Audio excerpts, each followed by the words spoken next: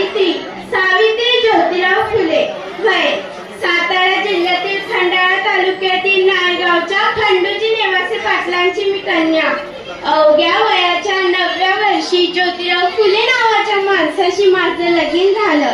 आता हळूहळू मला कळू लागलं, ज्या माणसाशी माझं लगीन झालंय तो मुली साधा सुद्धा नव्ह, तर या जगाला उजेड देणारा एक क्रांतीसूर्यच आहे की. त्या काळी बायांना उंबरठा ओलांडण्याची पद्धत नव्हती. बाईच्या जातीने कसं आपण बरं, आपलं घर बरं, घरातली माणसं बरी. स्त्री पुरुष उच्च नीच असा लई भेदभाव होता. या सगळ्यांवर एकच उपाय होता, ते म्हणजे शिक्षण. शिक्षणाचा ध्यास हे एकच खूळ ज्योतिरावांच्या मनात होतं. एकदा शिक्षणाचा प्रसार करत असताना फॉरेन नावाच्या ब्रिटिश मॅडम त्यांना म्हणाल्या, मिस्टर फुले, तुम्हाला शिक्षणाचा प्रसार करायचा आहे ना, so educated woman first, because if a woman educated one house educated. पण तुम्ही माणसं वुमेनला घराच्या बाहेरच पडू देत नाही. सो बॅड मिस्टर फुले. झालं, आले की माझ्याकडे पाटीन पेन्सिल घेऊन आणि मला म्हणतात कसं, सावित्री आजपासून म्या तुला शिकवणार. झालं, सुरू झाला माझा अभ्यास.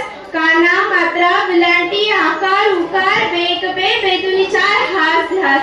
मी लिहायला शिकले, वाचायला शिकले आणि काव्य सुद्धा रचू लागले. अशातच 1 जानेवारी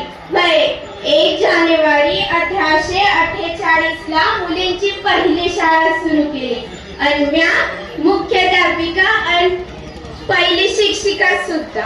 शेपटासारखं जगाल तर काम तमाम होईल, शेपटासारखं जगाल तर काम तमाम होईल, पण जर वाघासारखं जगाल तरच नाव होईल.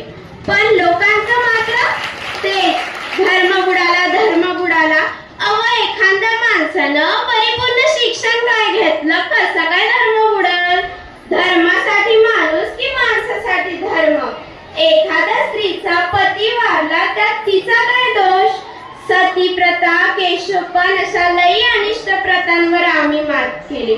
शेण फेकलं तरी मी सहन केलं. लोक अंगावर थुकायची, चिखल फेकायची तरी मी सहन केलं. शेवटी जगणं होतं ते या समाजासाठीच ना. असंच एक दिवस घराबाहेर पडले आणि तेवढं